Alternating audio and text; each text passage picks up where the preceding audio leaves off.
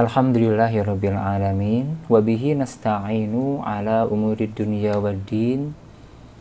Asyhadu an la ilaha illallah wahdahu la syarikalah wa asyhadu anna Muhammadan abduhu wa rasuluhu alladzi la nabiyya wa la rasula ba'dah, amma ba'du.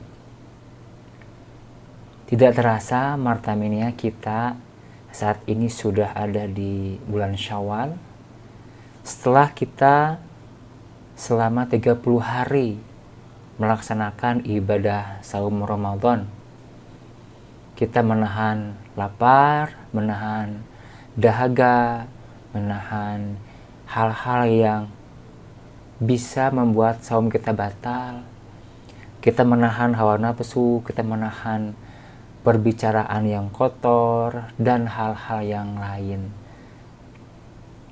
Mudah-mudahan apa yang telah kita perjuangkan menjadikan diri kita sampai pada derajat ketakwaan yang menjadi goals atau tujuan saum itu sendiri.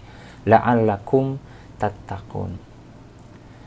Berbicara tentang ketakwaan, ada perbincangan yang menarik antara Umar bin Khattab dengan Ubay bin Ka'ab.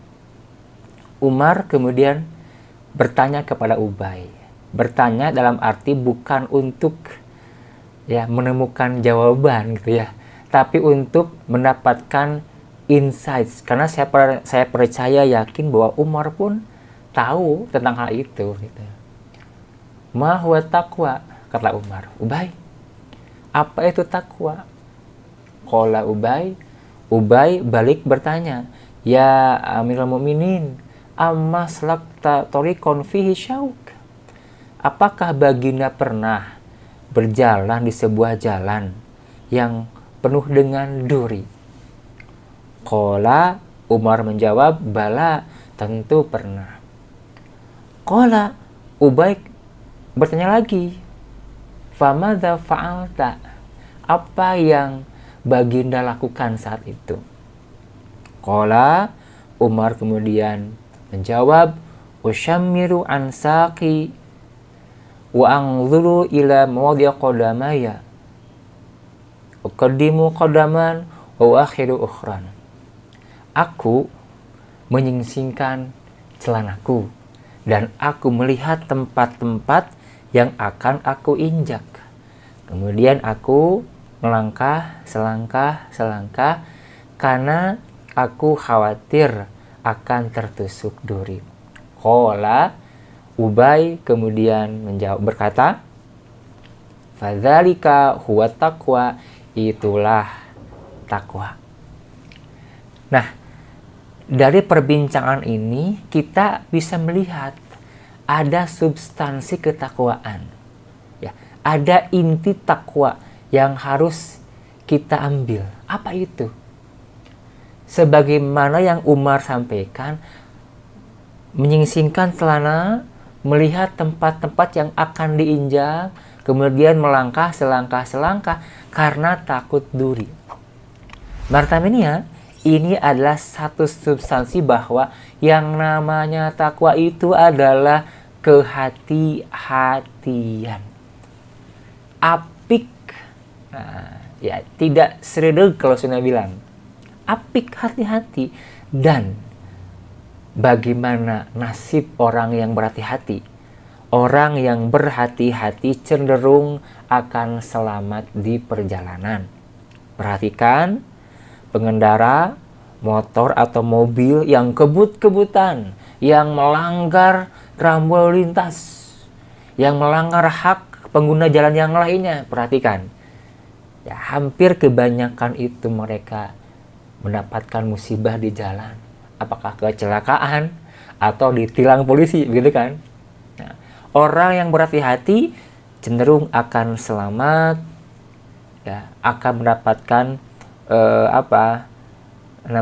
penghargaan dari orang lain gitu ya. Apalagi kalau jalan itu sudah saling memberikan jalan, silakan Pak duluan, itu sangat-sangat seneng rasanya kan, ketimbang kemudian saling sikut mengambil jalan begitu. Nah, ketakwaan yang digambarkan dalam perbincangan tadi antara Umar dan Ubay itu menyisakan sebuah makna bahwa dalam kehidupan ketika kita ingin membangun ketakwaan, kita harus berhati-hati. Pertama, hati-hati dalam berkeyakinan. Kita punya akidah agama Islam sebagai agama yang mutlak kebenarannya. Berhati-hati dalam ibadah. Jangan sampai ibadah kita malah raddun, ditolak oleh Allah Subhanahu wa taala. Tidak diterima oleh Allah Subhanahu wa taala. Kenapa ditolak oleh Allah Subhanahu wa taala? Di antaranya adalah karena faktor niat. Riya, karena ingin dipandang oleh manusia. Ya, Allah tolak tuh amalnya. Seperti dalam sebuah hadis ada salah seorang pejuang gitu ya, al-mujahid fisabilillah, dia berjuang di jalan Allah, kemudian dia wafat saat perang jalan Allah. Dia kemudian mengkonfirmasi, ya Allah, qatatu fik hatta tushhidu, aku ikut perang di jalanmu sehingga aku mati syahid. Qala, Allah menegaskan, kadzabta, bohong, dusta engkau, wadul. Engkau berjuang, ikut perang, kemudian engkau wafat saat perang, itu karena engkau ingin dipandang jadi pahlawan oleh masyarakat. Apa yang terjadi? Fasuhiba ala wajihi hatta ulqiya finnar, digusur ya, diseret wajahnya, kemudian dia dilemparkan ke neraka. Naudzubillah, amalnya luar biasa, jihad di jalan Allah, tapi endingnya naas, dia malah dilempar ke neraka. Padahal kata hadis yang sahih, kalau ada orang Islam yang berjuang, wafat saat berjuang, saat perang misalnya, maka kata Rasulullah tidak usah dimandikan, tidak usah dikafani, tidak usah disolati, langsung dikuburkan, karena dia akan termasuk ahli surga bighairi hisabin, tanpa hisab. Tapi ini terjadi apa? Yang terjadi adalah malah dia didustakan oleh Allah. Kadzabta, bohong kamu.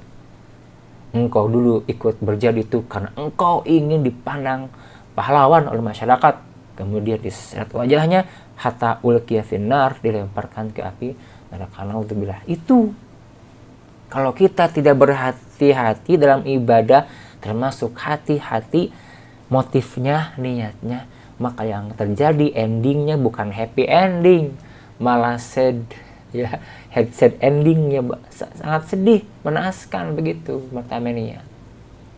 Ya, hati-hati juga kita menjaga ibadahnya, merawat sholat, menjaga sholat, jangan menjauhi Al-Quran, tilawah Quran, itu termasuk kita berhati-hati agar amal-amal kita itu Allah terima, Allah makbul. Karena ternyata fakta dalam sebuah hadis, ada orang-orang yang beribadah tapi ternyata ibadahnya ditolak oleh Allah. Yang kedua, faktor kenapa Allah tolak ibadah seorang muslim, selain tadi niatnya riya, yang kedua adalah dia selain dia ibadah dengan benar ibadahnya, dengan khusyuk ibadahnya, tapi di luar ibadah mahdhah, akhlaknya buruk, su'ul khuluq, su'ul adab, akhlaknya, adabnya buruk.